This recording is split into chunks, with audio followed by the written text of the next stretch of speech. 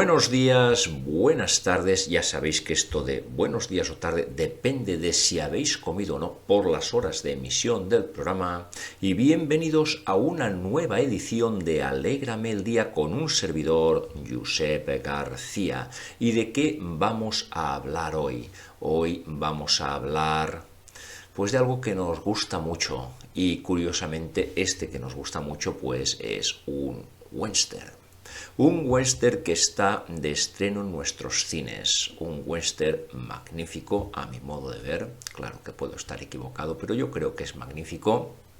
Y aunque no fuese magnífico, yo siempre doy la bienvenida a cualquier cosa que huela a western, pues es mi género favorito, pues por muchas razones. Podría decir pues mi infancia y cierta nostalgia de mi infancia, y también pues porque con el tiempo, en cuanto he llegado a comprender la auténtica magnitud de lo que es el western, pues a pesar de que pudo que en un principio me provocase un ligero rechazo, un rechazo pues que considero, bueno, normal, a lo mejor pues por determinadas causas, por determinados desconocimientos, por descubrir que en el fondo pues el western no es nada más que una especie de Biblia. Y hablo de Biblia como un libro pretendidamente sagrado, para muchas personas lo es. Ahora no voy a discutir si es sagrado o no, evidentemente, pero que es un conjunto de relatos, o hay algunos relatos en este libro llamado Biblia, que es el libro sagrado para algunas confesiones religiosas, pues algunos relatos no son nada más que la justificación de matanzas injustificables, bueno, pues como podrían ser los ciclos épicos griegos o otros relatos de tipo histórico, mítico e incluso histórico, porque hay relatos históricos que están confeccionados para justificar aquello que es injustificable o para al menos hacerlo más llevadero. Y con esto no pretendo juzgar ninguna cultura ni ninguna sociedad. No lo pretendo, puesto que cada uno es hijo de su tiempo y seguro que actualmente en nuestro siglo XX, no, vamos, no estoy seguro, lo afirmo, estamos cometiendo barbaridades que sociedades futuras dirán cómo podían ser tan salvajes esta gente. Bien, pues una vez que me pasó la pataleta por ver que el western no era nada más, o en muchos aspectos, no en todos, era la justificación de un genocidio, pues empecé a verlo de otra manera con el tiempo, al comprender que era mucho más que eso, que como elemento narrativo, elemento formal, como construcción de un relato, como un género que construye un relato, construye una identidad, que fascina a mucha gente, pues el western da mucho de sí y el western es mucho más complejo y es el fiel reflejo de lo que el hombre o las diferentes sociedades han sido y son y somos, ¿no? En ese aspecto pues volví un poco, no bastante, a hermanarme con ese género que en su momento hizo las delicias y que ahora pues lo puedo entender, no voy a decir en toda su extensión, porque no sé si hay alguien capaz de entender las cosas en toda su extensión, no lo sé, la verdad. Pero sí que puedo asegurar que lo entiendo bastante y lo comprendo bastante. El western. Pues poliédrico, sí, he dicho que es poliédrico porque admite 150 millones de lecturas y seguramente como cualquier relato, cualquier gran relato admite múltiples lecturas, pues un relato de western, porque luego hablamos, y una película de western admiten muchas y múltiples lecturas. Valga decir, y esto pues lo repetiré muchas veces, no es la primera vez que lo voy a decir, que las películas, los westerns, los grandes westerns, puedo contar con los dedos de la mano, seguramente los que no, están basados en su mayor parte, en el 99,9%, en buenas novelas, en buenos relatos. Y que las películas casi nunca, en este debate que tenemos de literatura y cine, cine y literatura y tal, y que se da con los relatos, no voy a decir con las más grandes novelas de la historia, voy a decir con los relatos más conocidos, siempre se da este debate de si la película respeta la obra o no. Al final es un discurso baldío. Una película es una representación, es una interpretación del relato en el que se basa. Entonces, desde ese punto de vista, para mí es baldío hablar de si el respeto o no al original.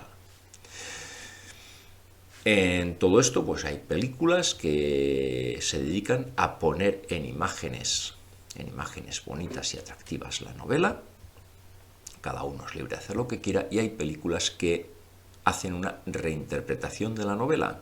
Y en este aspecto he de decir que, al menos en lo que conozco de cine, las grandes películas hacen una reinterpretación, o sea, cambian personajes, cambian tramas, cambian nombres de personajes, cambian muchas cosas con respecto a los relatos en los que se han inspirado, puesto que un buen creador, los grandes creadores, es eso, cogen un relato que les ha encantado, que es excelente, que es muy bueno, que de alguna manera les ha impresionado, y lo que hacen es una reescritura, una reinterpretación de, según ellos, pues cómo les gustaría vivir ese relato, ya que la realidad, por desgracia, no puede ser reescrita, puede ser falseada, que es otra cosa, pero no puede ser reescrita. Pero los relatos, pues sí que podemos reinterpretarlos en nuestro foro interno una y otra vez y acomodarlos a nuestros más profundos e íntimos deseos de cómo debiera de ser ese mundo que nos presenta. En este sentido, decir que los fans deberían de empezar a calmarse, y si alguna vez quieren ver el relato como a ellos les gustaría, pues que se hagan pintores, que se hagan cineastas o que se hagan escultores. Pero evidentemente que no le pidan a otro artista que acomode el relato a lo que ellos quieren ver en pantalla, o que disocien una obra de la otra, que disocien lo que es el relato escrito de la película y vean cada cosa como algo independiente.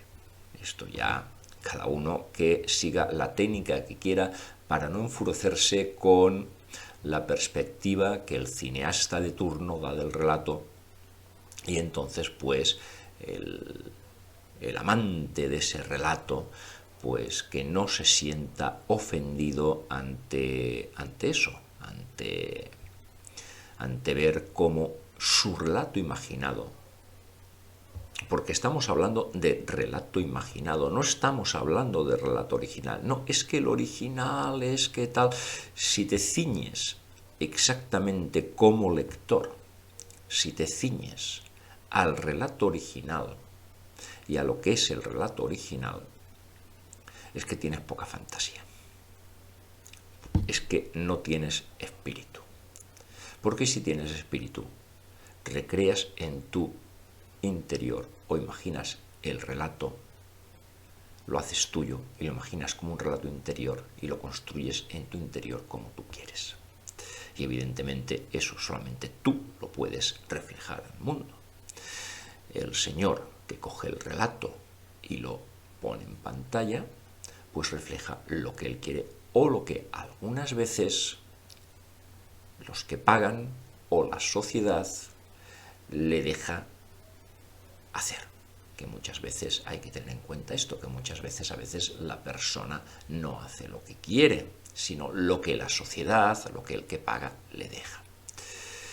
Dejando esto aparte, evidentemente que es lícito ceñirse al relato estricto, es lícito. Pero entonces ya estamos entrando en el terreno de la historia o de la literatura y de la ciencia y de la objetividad, que no, evidentemente, no reniego de la objetividad, pero ya estamos hablando de de constatar o de hacer ver o de decir, no, el relato es esto. Y a partir de aquí lo que hay son reinterpretaciones según la vivencia de cada cual. Pero el relato original, no nos desviemos, que es esto. Es, por ejemplo, lo que muchas veces pues, nos puede suceder o lo que ha sucedido con una de las grandes novelas de la historia, que es El Quijote. El Quijote, pues, en su esencia, el relato es una novela que se burla de las novelas de caballerías o de las malas novelas de caballerías o de la percepción que crea en la gente las novelas de caballerías. Posteriormente ha habido reinterpretaciones, sobre todo de tipo romántico, sobre esta novela. Evidentemente, las personas que la han leído eran libres de establecer estas interpretaciones y eran libres de dejarnos para la posteridad su versión, que bienvenida sea, pero que realmente, si queremos acudir a la fuente original y ver lo que era la fuente original, no era nada más. Y alguien me dirá, eres muy reduccionista al decir nada más. Bueno, no lo sé si lo soy, pero era, pues, una burla y una crítica social de su tiempo. Iba a decir y nada más. No voy a decir y nada más porque evidentemente el Quijote, y no solo el Quijote, sino cualquier escrito, cualquier producción literaria es mucho más que lo que pretende el autor. Al final, cuando sale de las manos del autor, deja de pertenecer al autor. Con esto no me estoy cargando los derechos de autor. Y pasa a ser o a formar parte del colectivo, de la sociedad. Pasa a formar parte de un ente en la cual pues la novela va cambiando. No las palabras que están escritas, que supongo que con el tiempo también cambian. De hecho, si algunos de los relatos, si los relatos que leemos de siglos posteriores no cambiasen algunas grafías, seguramente algunas construcciones, etcétera, pues para los lectores que no tenemos por qué saber pues cómo se hablaba, a ver, que si lo sabemos estupendo, es una maravilla, pero que en muchos casos pues a lo mejor pues no es que debamos estar tan duchos o no estamos tan duchos en los vocablos utilizados en otro tiempo y de falta de cultura, falta de cultura, ¿quién puede juzgar esto, ¿no? Evidentemente que contra más cultura se tenga mejor, con esto no estoy en desacuerdo, pero que muchas veces estos relatos, si no estuviesen adaptados al lenguaje moderno, no serían complicados de leer. Y entonces, pues, muchos relatos con el tiempo se han adaptado al lenguaje moderno, intentando conservar al máximo, pues la fidelidad. Sobre todo la adaptación más clara es la de las grafías, y puede ser que también alguna palabra. Con esto no quiero decir que se tenga que cambiar pues palabras en desuso, porque el objeto al que se refieren ya no se utiliza. Cambiarlas por palabras más modernas, yo creo que no, que ahí sí que hay que tener culturilla. Pero bueno, a lo mejor me estoy yendo por los cerros de Úbeda y me estoy yendo demasiado por las ramas, y este no es el objetivo de lo que pretendo. Pretendía empezar a hablaros de un western. El western hasta el fin del mundo. Una preciosa película, una película que me ha encantado, de Viggo Mortensen. Escrita, producida, dirigida e interpretada por Viggo Mortensen. Es una preciosa historia que al principio me descoloca bastante, puesto que no es una narrativa lineal, sino que se establecen una serie de narrativas en paralelo. Y además se establecen, y voy a decir, se establecen sin ningún tipo de aviso, que muchas veces se avisa en las películas año tal, año cual, y te vas situando y vas saltando de épocas por cartelitos. Estamos tan habituados a esto que de pronto una película que te empieza a descolocar porque dices, a ver, ¿qué está pasando? Claro, no está explicada linealmente.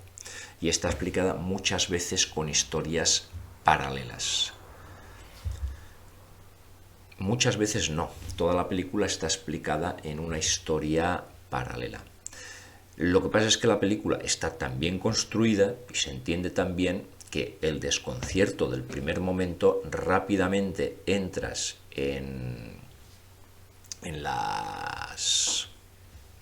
lo que sería lo que te quiere relatar el autor, o sea, entras en la dinámica, entras en lo que es las convenciones del relato, en lo que te pone el autor, y enseguida pues captas de qué va el tema.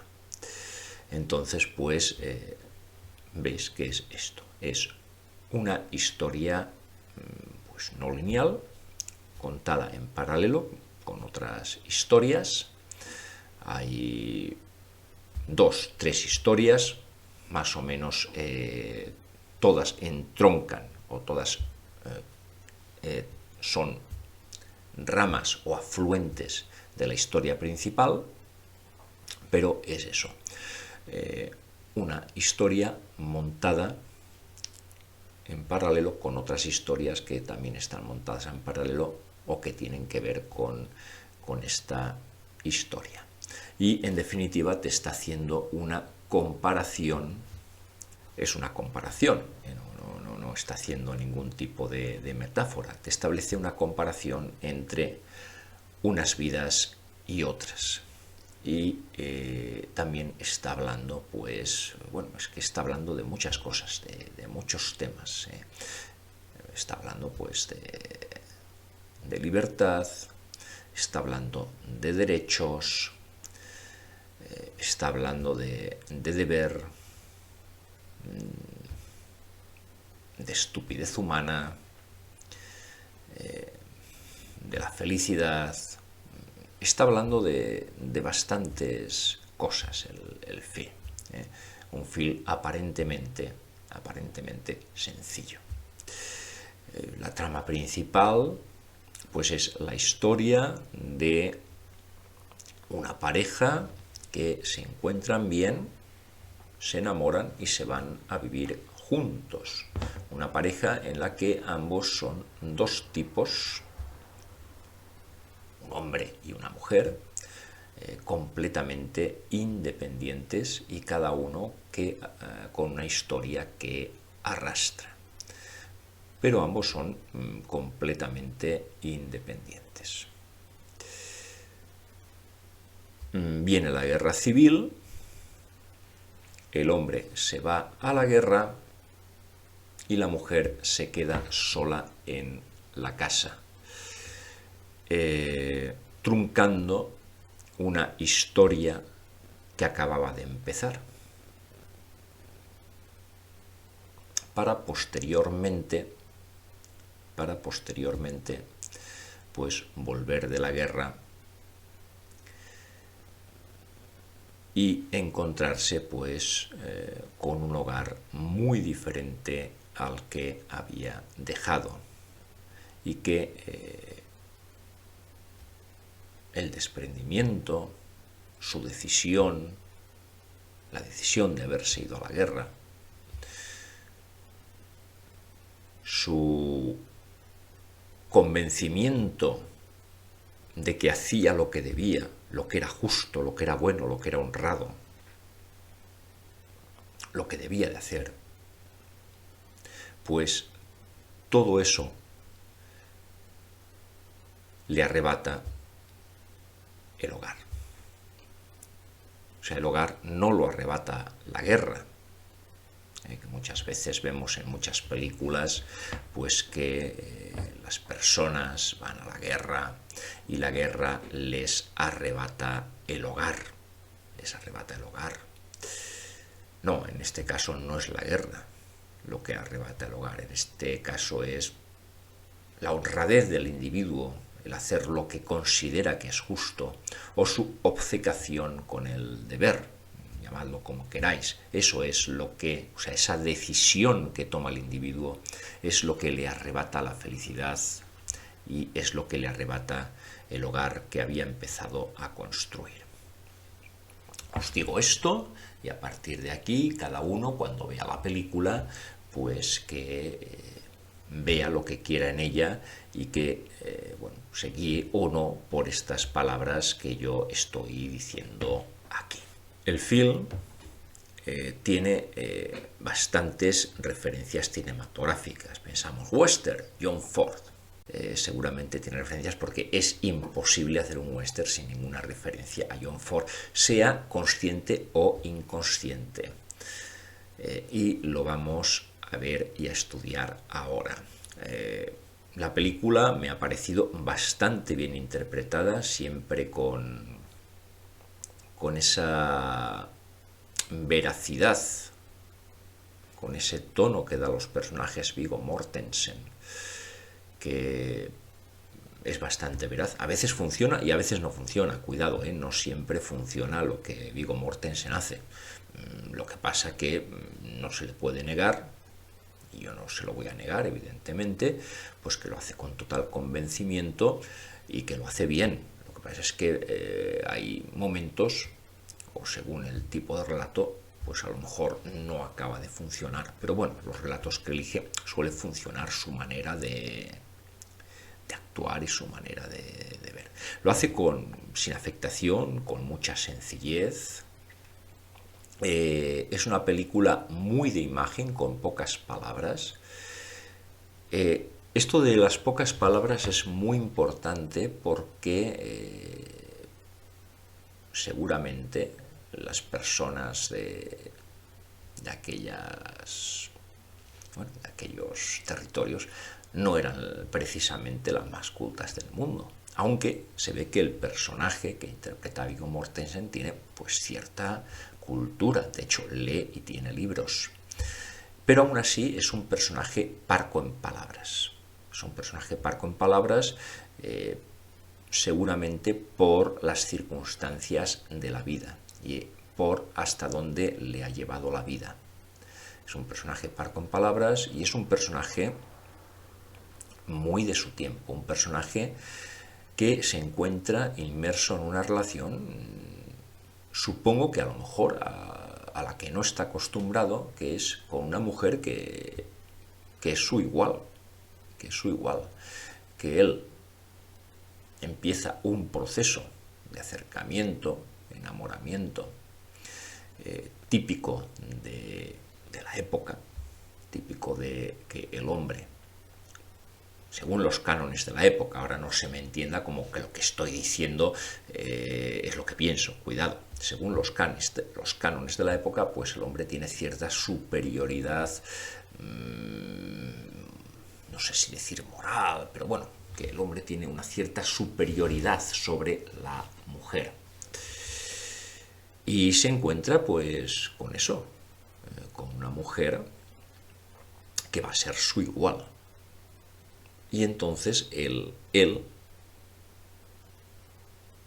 que es una persona inteligente, que es una persona sensible dentro de ese mundo, que es una persona con ideales, se tiene que reconstruir, se tiene que adaptar a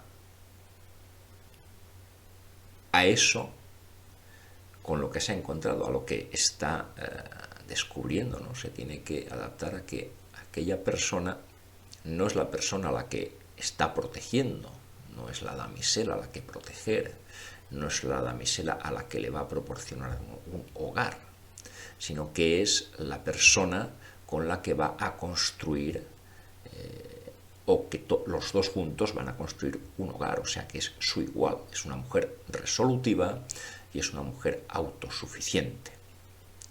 De hecho, más allá de lo que podamos pensar históricamente de Juana de Arco, el ideal de esta mujer es Juana de Arco. Evidentemente no Juana de Arco como la santa, ¿no? Sino Juana de Arco como una mujer que luchó por ser un igual entre hombres en un mundo de hombres.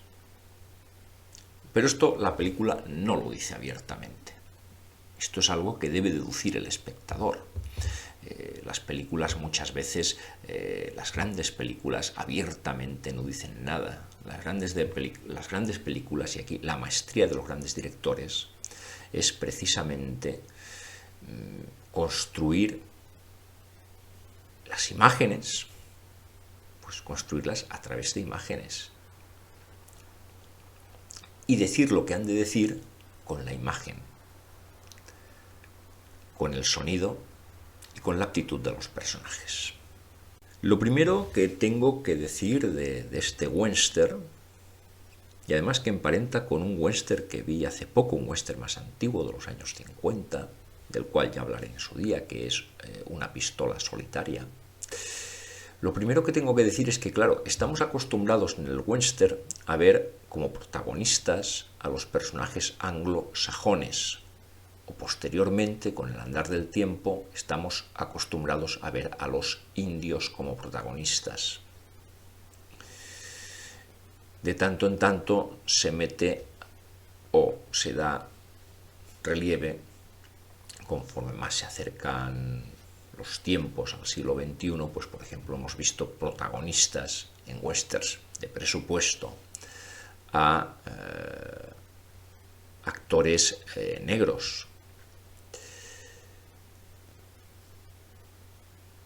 Generalmente estamos acostumbrados a ver a los emigrantes, a los mexicanos, a los asiáticos. Estamos acostumbrados a verlos en un rol secundario. No solamente en un rol secundario, sino además en un rol como de poquita cosa, no vamos a decir cobardes, pero sí poquita cosa, y que gente como indefensa, que imploran la defensa de los más fuertes, ¿no? De los anglosajones. Y estamos acostumbrados a ver este tipo de western. Y aquí lo primero que sorprende de este western es que el protagonista, que ya viene dado en otros westerns, ¿no? Ahora recuerdo uno protagonizado por el Matt Mikkelsen, que es muy bueno también, no recuerdo el título, pero que también es un buen western, en que los protagonistas, para empezar, son emigrantes y son los protagonistas, teniendo en cuenta que la mayoría de europeos, bueno, todos los europeos eran emigrantes, a ver, no nos engañemos, sí que habían europeos que ya habían nacido en Estados Unidos desde el siglo XVII y tal, ya se había dado una cierta sociedad y tal, pero la inmensa mayoría eran emigrantes. Entonces, en las películas de John Ford, de Howard Hawks, etcétera, estamos acostumbrados a eso, a ver a estos emigrantes pues como personajes secundarios, ¿no? El héroe es más bien de origen anglosajón. Aquí no, aquí el héroe, si es que hay héroes en este western, el héroe ya, para empezar, es un emigrante. O sea, el protagonista es un emigrante. Un emigrante que en el primer contacto que tiene con la mujer, dice, usted es francesa. Y ella le dice, no, yo soy americana. Francesa porque ella viene de la cultura de origen francés, de la zona esta del Canadá o de esta frontera, este espacio que durante años se disputaron ingleses y franceses, y que dio como producto pues que hay una amplia población de cultura francesa. Entonces, claro, la mujer habla francés y entonces él dice, usted es francesa. No, no soy francesa, yo soy de aquí. O sea, ya nos encontramos con una protagonista de cultura no anglosajona, que es americana, y con un protagonista que no es anglosajón, que es emigrante danés. O sea, ya empezamos aquí a marcar una diferencia. Alguien me puede decir, oye, ¿que hay westerns anteriores? Sí, hay westerns anteriores en los que esto pues ya se ha dado. Yo lo estoy destacando en este. Yo lo estoy destacando en este western. Y además que no van a ser personajes pasivos.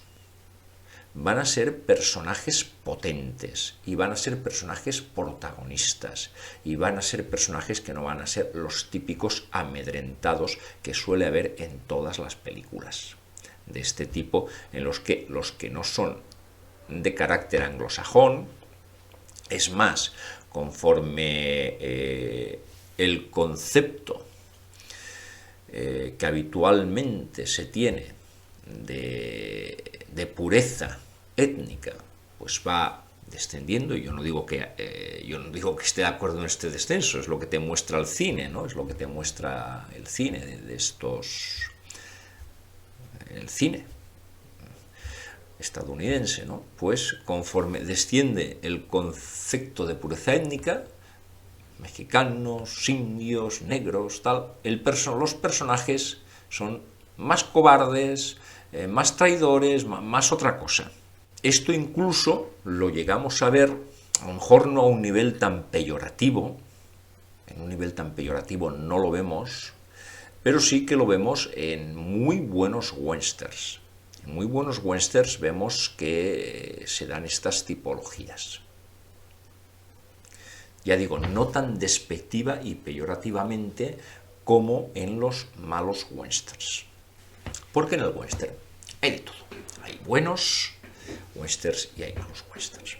Bueno, este es el primer tema que me llama la atención de este western. El origen de los personajes, que no son los anglosajones típicos, sino que uno es un emigrante danés y la otra es una americana, ya nacida en América, pero de origen francés, de cultura francesa. Y luego, pues evidentemente también vamos a encontrar a mexicanos. También vamos a encontrar a otros personajes que también son protagonistas, ¿no? Menos visibles, pero que también, como un pianista mexicano, y un pianista mexicano pues que no tiene los ítems que tienen los personajes habituales en estas producciones. Y con esto que nadie se crea que me estoy cargando otras producciones.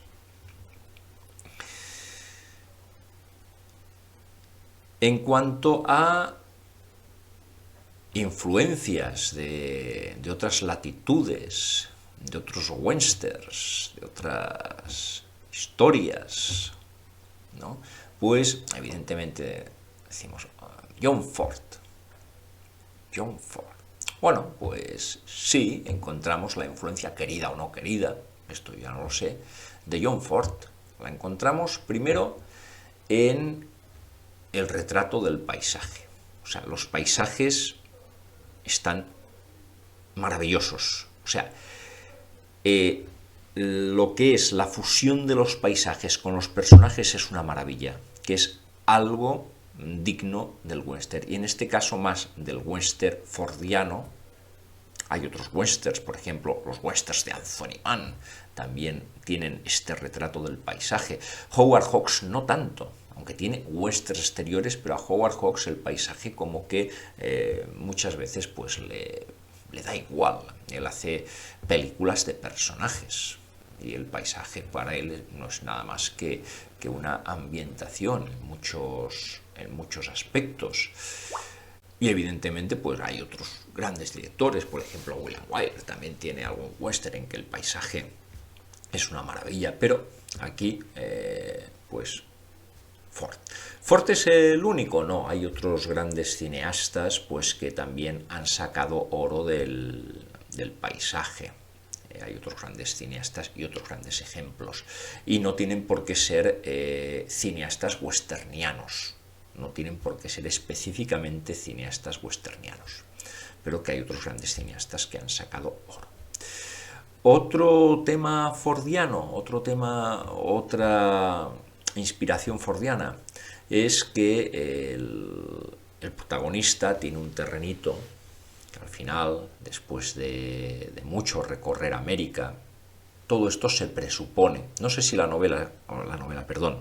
película está basada en una novela o no lo he mirado, aún no lo he mirado. Después de recorrer todo lo que son Estados Unidos, pues pone su casa en un vallecito que parece bastante desamparado, un vallecito que hemos visto tantas veces en tantas películas y que además la mujer hace referencia a él como, por Dios, si parece el refugio de un fuera de la ley. ¿Por qué? Yo supongo que esto es un poco un chiste que hace el mismo Viggo Mortensen, ¿no? De que las veces que hemos visto este tipo de casas, este tipo de paisajes, es el refugio de los fueras de la ley, es el refugio de los bandidos, que siempre tienen una casita por ahí en un vallecito en el que no crece nada y que está ahí, pues bueno, y que se refugian ahí, ¿no? Yo no sé si es un pequeño chiste privado hacia el género, que lo puede ser. Yo lo entiendo como un chiste privado. A ver, que no solamente es un chiste. Si fuese un chiste, evidentemente la frase no valdría 3/4. Es mucho más que un chiste, es un chiste. Pero al mismo tiempo también es una forma de decir, o sea, tiene su sentido la frase, porque es una forma de decir esto es salvaje. Que también el personaje, hay que decirlo, se siente a gusto en ese espacio salvaje, se siente a gusto, seguramente por el pasado que ha tenido. Por el pasado que ha tenido busca un poco alejarse de la civilización y lo que la civilización le ha dado, que no ha sido nada más que infelicidad, debido a acontecimientos anteriores que se vuelven a repetir en su vida. Y entonces, pues, a partir de esta relación, ese espacio salvaje se empieza a civilizar. Y entonces empiezan a aparecer las plantas, las flores, los árboles.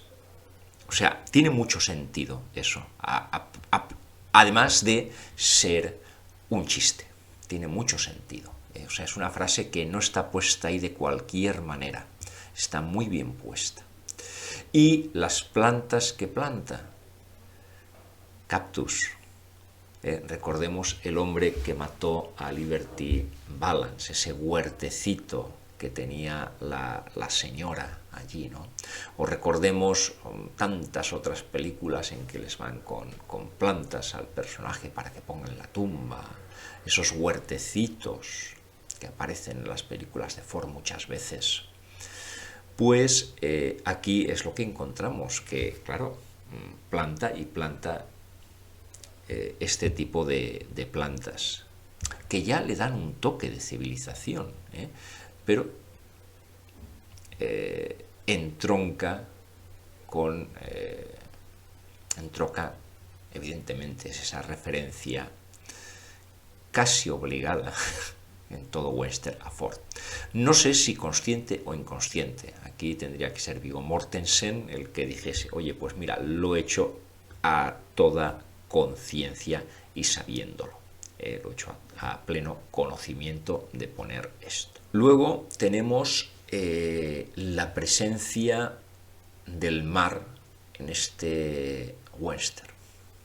La presencia del mar es otra de las cosas muy interesantes en este western. Muy interesante por varias razones. Muy interesante por varias razones. Una, porque el mar es la vía de comunicación por la que llegan los habitantes a aquel sitio. Y yo creo que los mares que aparecen, o el mar que aparece, no es casual. No es casual. Él viene del Atlántico. Ya hemos dicho que es danés. Él viene del Atlántico. Sin embargo, el mar que aparece, a ver, yo no sé si es el Atlántico o no. En la película no es el Atlántico. Evidentemente alguien puede decir, uy, sí, esto es el Atlántico. En la película no es el Atlántico. Queda como el Pacífico, evidentemente. Pero después a lo mejor alguna persona experta en temas dice, no, esto está filmado, pero esto es el Atlántico, lo filmaron en el Atlántico. Independientemente de dónde esté localizado, lo importante es que él viene del Atlántico y el mar que nos está mostrando siempre, que él lo define como cuando le preguntan, ¿esto es el fin del mundo? Dice, sí, es el fin de este mundo. Diciendo, dejando la cosa abierta a que hay más mundos, a que el mundo no se acaba ahí, a que el mundo continúa. El mundo es mucho más que ese pequeño mundo que acaba siendo, o que el personaje había querido que fuese su mundo. O sea, es muy significativo. ¿Por qué hablo del mar? Porque ya hemos dicho que es el terreno por el que vienen, evidentemente, los emigrantes de uno u otro lado. Todos los emigrantes chinos venían por el Pacífico. Y aquí vuelvo a hablar otra vez del papel de los personajes que en otros westerns son secundarios. El papel de los asiáticos, ¿no? De los chinos, ¿no? En que hay un momento en que aparece por allá un chino y este chino no es maltratado, sí que es un personaje secundario, pero ni es maltratado ni es visto como un elemento de risa y aparece como un ciudadano normal que practica una actividad normal y que tiene un intercambio comercial normal. Y no es visto como en algunas películas en las que cuando tienen actividades comerciales pues están dentro de mafias y cosas. No, está visto como un ciudadano normal. Lo cual para mí es otro valor para esta película, ¿no? La normalidad con la que se ven otras culturas. En este sentido, pues es una película muy respetuosa con la multiculturalidad que está tan de moda hoy en día. Por esto hablo del mar y por esto, no solamente por esto, sino porque el mar es un elemento que aparece en otros westerns. Incluso en algunos westerns es un elemento de deseo de algunas personas que sus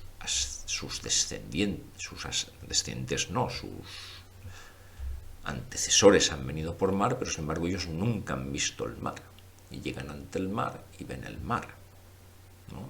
Hay algún western, ahora no me viene a la cabeza, pero hay algún western en que sucede esto. Pero hay dos westerns en que el mar tiene un componente medianamente importante. Uno es El rostro impenetrable, película de Marlon Brando, en que buena parte de la película transcurre al lado del mar, y además con chinos por allá también, es curioso. Yo diría que probablemente este aspecto sea también otra fuente de inspiración para la película de Viggo Mortensen, este aspecto de la película de Marlon Brando, El rostro impenetrable. Y otra película en la que el mar también tiene, aunque no lo parezca a priori, pero también tiene un papel importante, es Cat Elder. Cat Elder, en donde recordemos que los protagonistas, sobre todo la protagonista, Cat Elder, se encuentran con uno de los más grandes actores de la historia del cine, al menos para mí.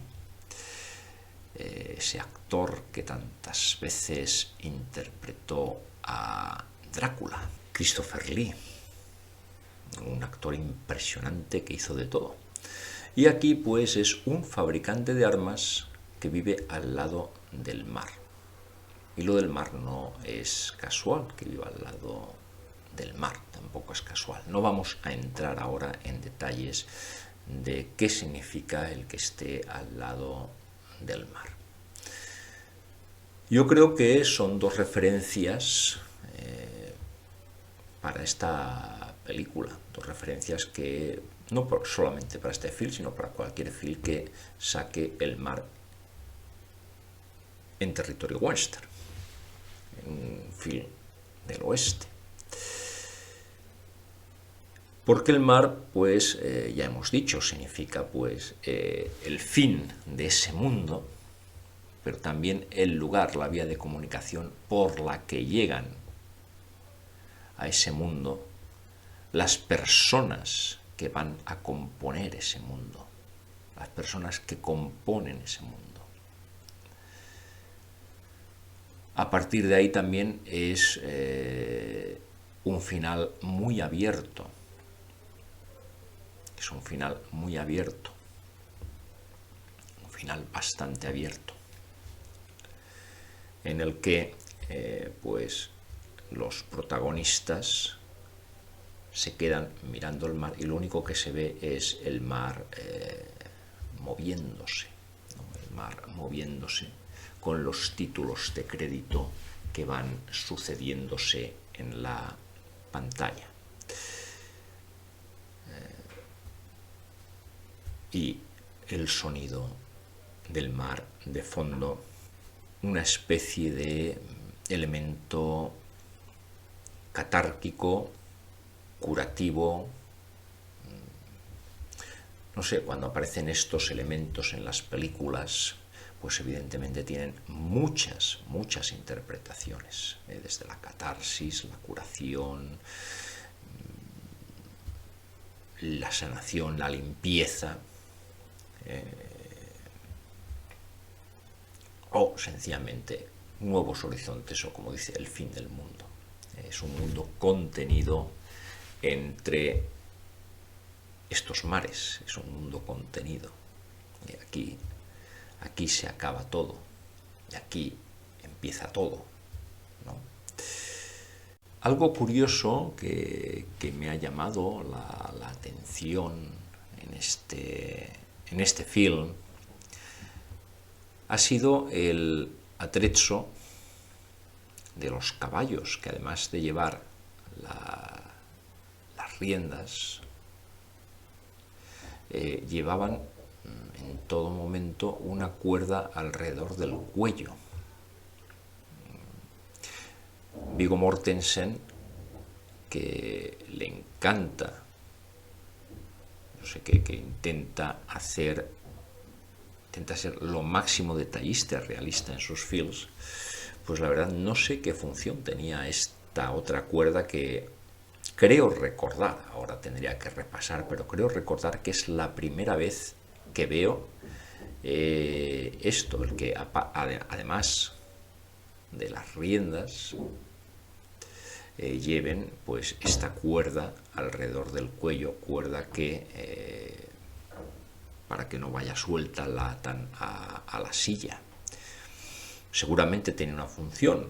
Si lo hacían así, pues no lo sé. Evidentemente que los indígenas, que habitualmente llamamos indios, no llevaban riendas. Si llevan riendas son películas que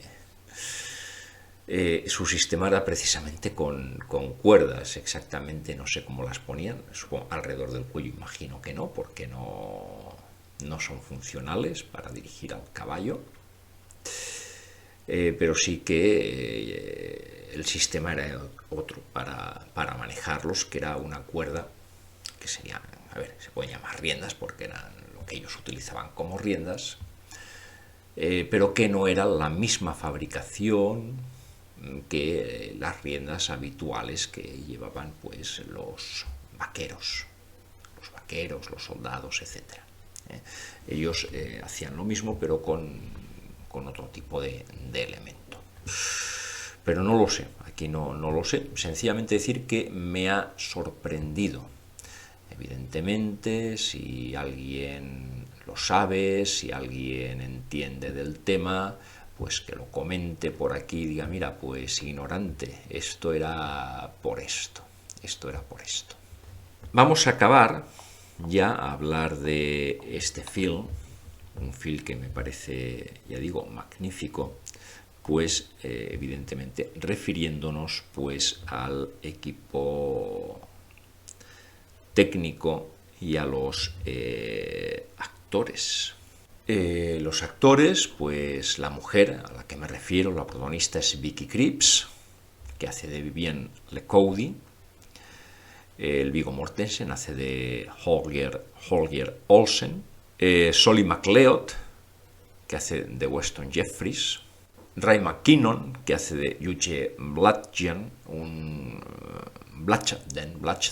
juez muy de inspiración fordiana, aunque no es ese típico juez bonachón que ponía Ford en sus películas, sino que es un juez bastante más oscuro, más negro. Yo diría que incluso más allá de la posible inspiración fordiana, pues podría ser una inspiración tipo, pues lo que podría ser, claro, físicamente dices, no emparenta o no da con el Roy Bean que interpretó Paul Newman, que podría ser ese tranquilamente, ¿no? Sino que sería el juez Roy Bean que interpretó Walter Brennan en El Forastero, pero que es un juez muy de inspiración, o muy de inspiración westerniana, ¿no? Y no sé hasta qué punto incluso podría ser un juez muy de spaghetti western, ¿no? Pero me recuerda mucho a este tipo de juez. Después tenemos los caciques del pueblo, que son bueno, ahí podemos ver un poco, pues aquí sí que podemos ver más la inspiración hawksiana, incluso la de Bud Botticher, la inspiración de Bud Botticher cuando pone caciques en el pueblo, incluso alguno de ellos, alguna figura puede recordar un poquito esos personajes, esos hombres de paja. El alcalde, de hecho, pues para mí es como una especie de hombre de paja, que recuerda a esos hombres de paja de las películas de Botticher, o a esos hombres de paja, salvando las distancias, de, por ejemplo, de Río Lobo, ¿no? de Howard Hawks. Yo no conozco la mayoría de actores que intervienen aquí, o no me suenan, puede que haya alguno, ¿no? Danny Huston, de los pocos que me suenan así, perdonad por mi falta de conocimiento, de los pocos que me suenan. De hecho, estoy mirando la filmografía de Vicky Krieps, y veo que ha intervenido en películas como Tiempo. Bueno, Los Tres Mosqueteros también ha intervenido. Esta última, que no me gustó nada, que ya hablamos por aquí, de Los Tres Mosqueteros, D'Artagnan, que para mí fue un fracaso más de llevar esta gran novela al cine, ¿no? No, y si repaso los actores, porque me suenan los nombres y tal, si repaso, cosa que no vamos a hacer, pues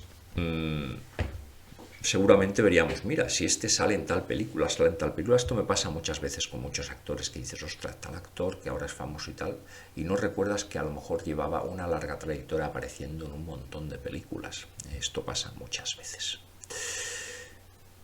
Bueno, amigos, yo espero que os haya gustado el comentario que hemos hecho de Hasta el fin del mundo. Y aquí pues despedimos el programa hasta la semana que viene. No faltéis. Y una cosita, ya tengo que deciros que en lo que sería el canal de YouTube ya pasamos de los 500 seguidores. Habrá quien diga, vaya mierda. Habrá quien lo diga. Cada uno es libre de decir lo que quiera.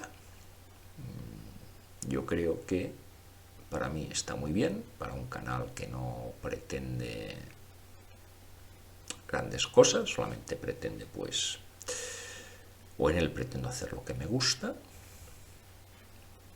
O sea que no lo digo como un gran triunfo, ya llevo a 500 seguidores. Hombre, para mí es un gran triunfo desde el momento en el que pues ninguno es comprado. Ya cada uno que haga lo que quiera, ninguno es comprado. Y por lo tanto estoy muy orgulloso de cómo el canal pues ha ido creciendo a lo largo de estos años. ¿Que hay canales que han crecido más y mejor? Pues sí. Y lo han hecho pues porque seguramente lo hacen mejor que yo. O sea, yo no voy a decir ahora que soy el tipo que tiene el mejor canal del mundo o el que lo hace lo mejor. De hecho, yo intento hacerlo fácil y sencillo. Y hago lo que me apetece. Y intento no complicarme la vida.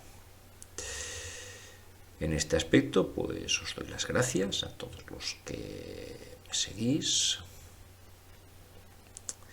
y desearos que disfrutéis de los contenidos que voy poniendo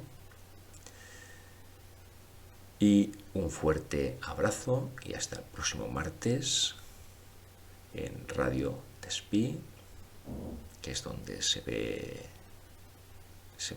este canal. Un fuerte abrazo y no faltéis al próximo episodio de Alégrame el Día con un servidor, Josep García.